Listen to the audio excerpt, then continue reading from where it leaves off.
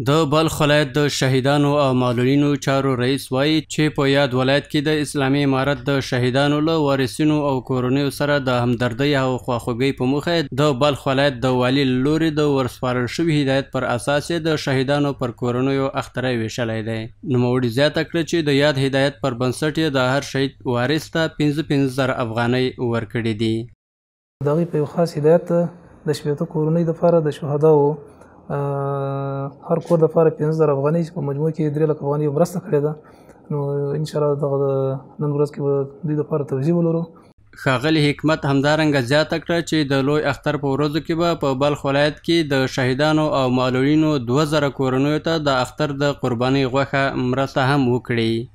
دا هم د والي صاحب د یو خاص هدایت په ارتباط تقریبا د 2000 کورنیو دپاره ترتیب سته.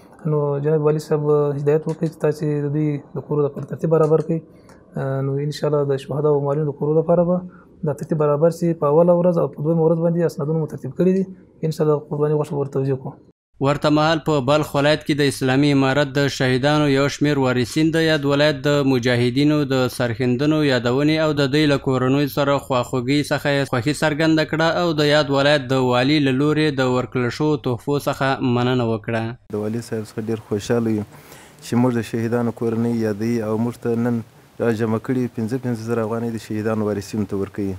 نو ډېره مننه د والي صاحب او د رئیس صاحب د شهیدان د رئیس بکنن پیش از اینکه عید قربان بیایه و روزهای عرفات بیایه اینها را فراموش نکنند و اینها را یک در اینجا اظهار سپاسگزاری میکنیم ما و تقدیر و تشکر از امارت اسلامی.